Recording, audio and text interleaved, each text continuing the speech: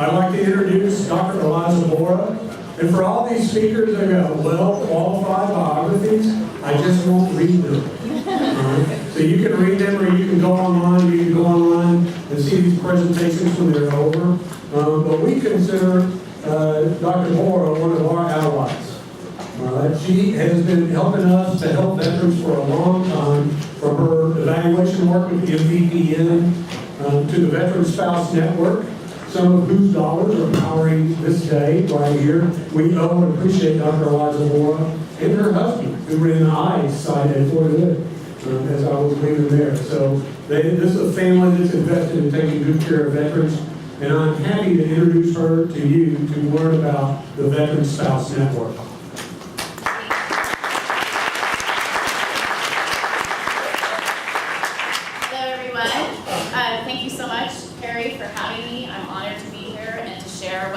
Over the last couple of years about our initiative to include veteran spouses in the research process, which is, when you hear it said, it's a daunting task, I have to tell you. Involving anyone that isn't in the research world in research can be challenging. So we were hopefully creative and somewhat successful in doing that. So I just want to begin by thanking the staff at UT Austin. I have one of my coordinators here today, Hannah O'Brien, so she helps out with our Veteran Spouse Network as we keep it alive after funding has ended, because we really believe in it. The project is an engagement award, which is not actually research funding, but it's engagement. We're going to get to what that means. And it was funded by the PCORI, which is Patient-Centered Outcome Research Institute. And if you haven't heard of it, I encourage you to go look at their website. They are part of the Affordable Care Act. They were put into, were started as part of that initiative, and they have lots and lots of funding to study comparative effectiveness research, but also they really focus on patient-centered research, and that's why they funded us, is to learn how to better include stakeholders in the research process. So this is a few things I'm going to cover today, and I'm going to try to cram it into 20 minutes and make it as less researchy as possible, since that's what Perry's asked us to do. I've removed as many bullet points and replaced them with other symbols. So hopefully that works. So I'm going to talk quickly about the Veteran Spouse Network, what we did, how we did it, successes and challenges, a survey that we developed with our network and sent out and got results. I'm going to share some of those. And then our latest project, which was a spin-off, it was not planned, but came because of the input we received from veteran spouses, is to create a peer support curriculum for them, with them. So just a quick background, I didn't throw a lot of literature review in here, I just wanted to share sort of what my understanding is of this issue. And following Dr. Lesser's presentation, I wanted to note that we know that from a RAND study that about 40% of military caregivers are depressed, and that it's a really important issue that we address is the mental health of the caretakers and the support system that are helping our veterans. And so of those 40%, only 34% are getting the help they need for that depression. So there's likely a large number of people that need help that are helping our veterans. And that doesn't get at the suicide rate of caregivers, which we anecdotally know to be a problem, but we don't know what percent actually that rate looks like. So based on the work I've been doing over the last few years, which includes some qualitative research with veteran spouses and military spouses, we've identified many different challenges that they're facing that are somewhat similar to veterans as well, because they have been through very similar life course, through the military culture, through the military service life, etc. And they're also going through a very similar transition process out of the military. So some of those issues are addressing the secondary effects of service members' post-traumatic stress disorder. Every spouse that we've worked with, whether it's in our veteran spouse program, our couples program, bring up the impact of the veterans' PTSD symptoms and concerns on themselves and their kids. It's the first thing they talk about, and they share very well. Also, they talk about just the family itself, just reuniting, regrouping after military service and what that looks like, including parenting, attachment disorders. The marital relationship is often stressed and trying to be rebuilt after military service. as well as employment and education of the spouses themselves, not just veterans, because we know that it takes both parents working usually for a family to do well, especially after the military, when incomes can be reduced.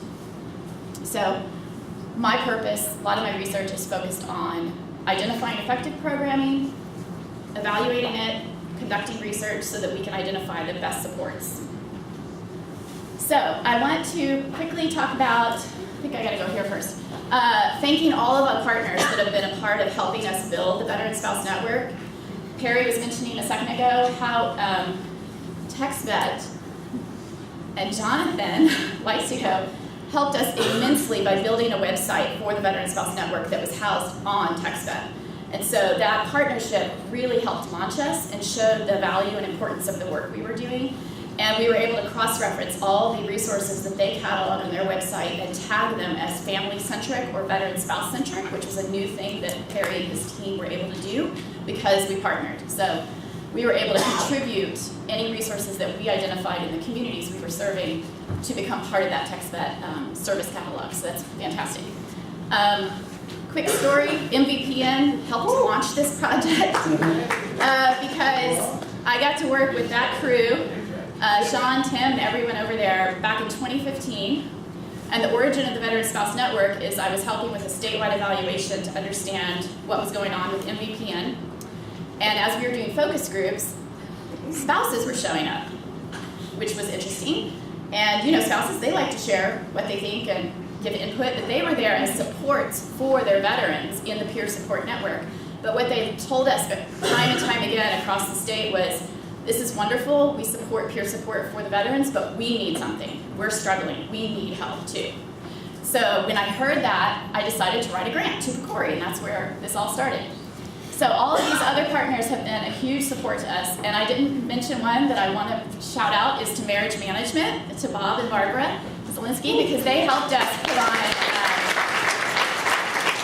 they were instrumental in helping support our veteran spouses and their married partners or significant others to help us out with that aspect. When we polled our network as to the top 3 issues they were facing, mental health, their own employment and education, and marital health. And so we tried to target our programming and research focus around those 3 areas. Let me go back to here. So this is our website that TexVet helped us build. We're slowly transitioning with the same domain name, now that funding has ended, over to UT Austin. But it's still at TexVet right now. Our approach to building this network was somewhat ambitious in hindsight because I decided that I should tackle the whole state. Looking back, this was a crazy challenge. I'm glad we tried, but now, lessons learned, I feel I should have focused Central Texas and developed a model that could work and then maybe implement elsewhere. We formed a steering committee of individual veteran spouses from each of these 5 regions that we had selected as the most populated veteran family locations. And we've developed great partnerships with individuals and organizations throughout those regions. And we're going to continue and probably expand in our attempt to continue the network in a different sort of way.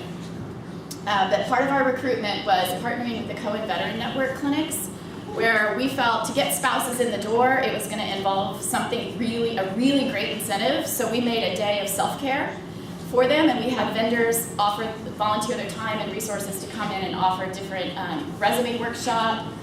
We had some short meditation exercises and different kinds of self-care techniques. In addition, though, I threw in a little research once I had a captive audience, and we talked about, I just tried to get from them what are the most pressing issues they're facing, what do they look like, how are they accessing resources, which resources are not out there that they need, etc. So I sort of picked their brains while they were there and explained the purpose of the Veteran Spouse Network and talked a little bit about the purpose of the Patient-Centered Outcome Research Institute. And so this is what we did. You know, we believe, of course, that online, face-to-face in-person events are always best, but they also are very challenging. So we had a equally strong online presence, and we offered webinars on various topics. We eventually developed a survey together. Oh, let me go back. developed a survey together with them to show them an example of what they can be involved in related to research. Okay, here's my cue slide. Okay, so what is engagement? This is most people's definition, I would think, the lay person's definition. A lot of researchers have started to use the term engagement. Sometimes we only go this far. I think that's a very common practice, especially in organizations and businesses that have to make sure that everyone in the company feels heard. So we don't want to do this with our patients and veteran stakeholders. So this is a better picture of what engagement looks like in my pursuits and my intent. And so I listed a few of the things that we did. And by the way, we didn't know what would work. We were just trying anything and everything to get veteran spouses involved. And they are not easy to identify or find. Veterans are much easier to find than veteran spouses. And so sometimes that is our way in, is to go through the veteran. But as most spouses will tell us, the veteran or the military active duty service member does not share information with the spouse. So we had that challenge happening at the same time. So we often used actually service providers that were already serving veteran families and could make that connection to the veteran spouses and share resources and event information about what we were doing.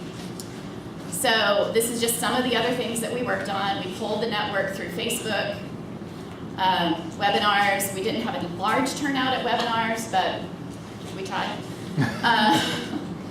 Ultimately, our greatest project and the most involvement came around a peer support curriculum that I'm going to talk about in a minute. But it wasn't something we had initially planned. And so the whole point is that the network had to be member-driven and we had to follow their lead. And sometimes that's hard for researchers to learn how to do, but it is the point of an engagement award, is to figure out what works, how to get people's input. So we kept asking them what they think, what it means to them, and then ultimately one of our goals in the grant was to create a forum or conversation between investigators, research investigators that are working in this space with the spouses to learn what each other know about this topic and how we can further the research. So this is a symposium that we held, I think some of you all were there, where we had a panel of speakers that spoke on the various research that they're doing with military families, veteran families, and we invited as many spouses as we could to come and have that dialogue and conversation. Another type of engagement that I mentioned is online. And so as much as I would like to avoid Facebook, I cannot avoid Facebook. It is the #1 vehicle for people's interactions, sadly. Over there, you have a picture. But we've adopted it and understand that this is what works. And we have over, I think, close to 600 likes on our Facebook page.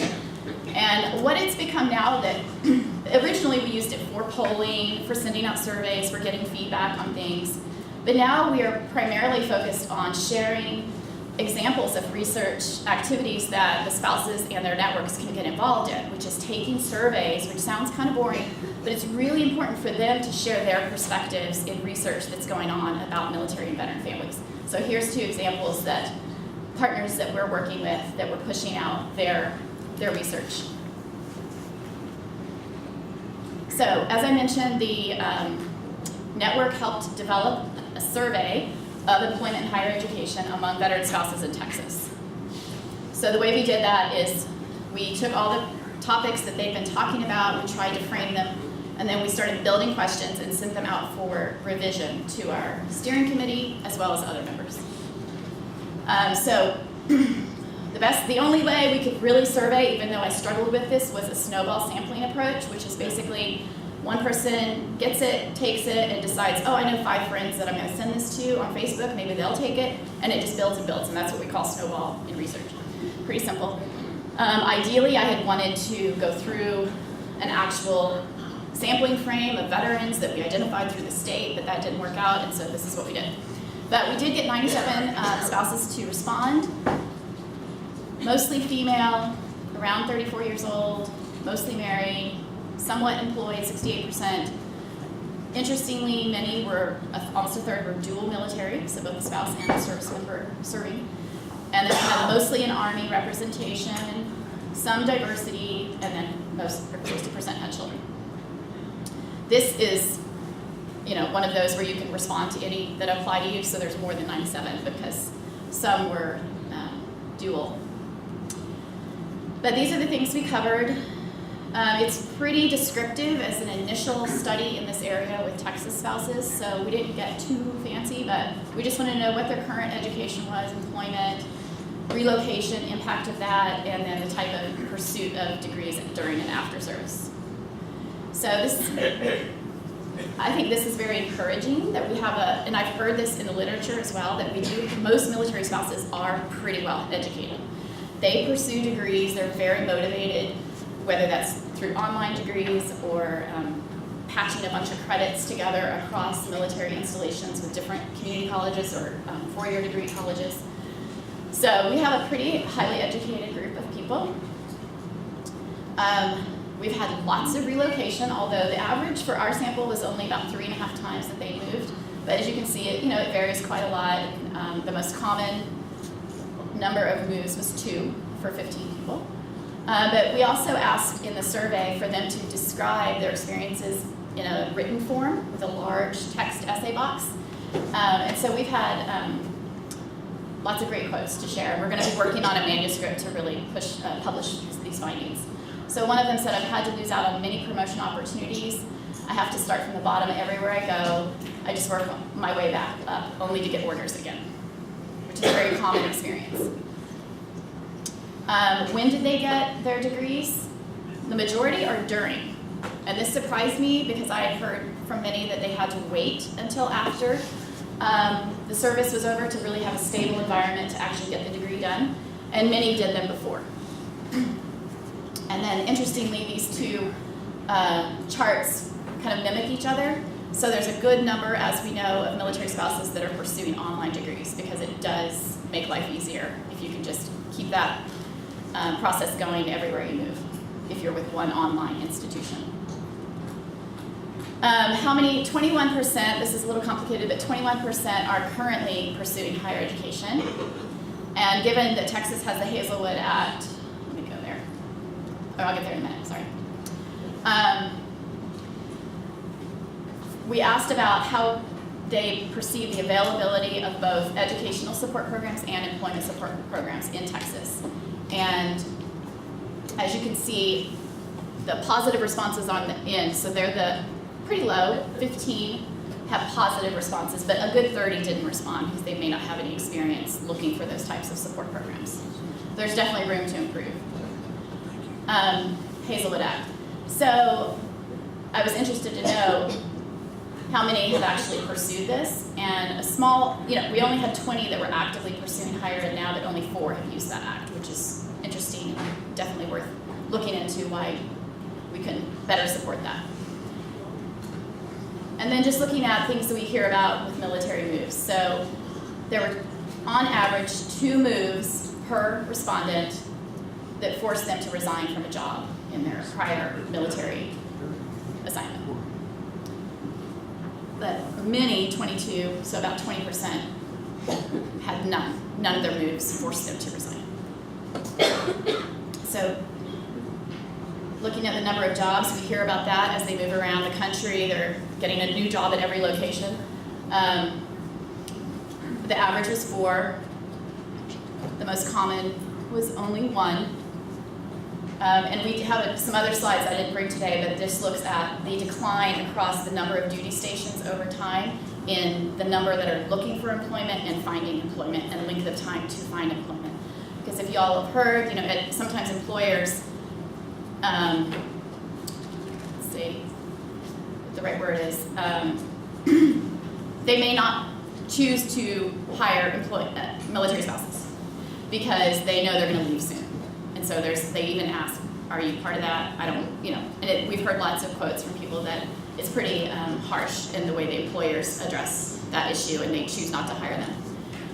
So here's a nice quote. While my spouse is getting a career development plan, my development plan is a hodgepodge of what can I do next. It is difficult to advance and develop because I have limited growth opportunities, which we all know to be true. If you have to move constantly, you lose your networks, your career connections, your employer. Your employer may not have other locations in various cities across the country. So it's hard to move or transfer within that employer.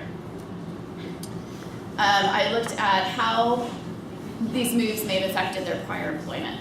And just a few that pop out are 85% reported that they lost career advancement, and 55% reported losing 401k or other retirement contributions, which is a real tragedy that they would lose that financial health. So here's a couple of others that I just wanted to note, but I see I'm at 19 minutes, so I'm going to move on.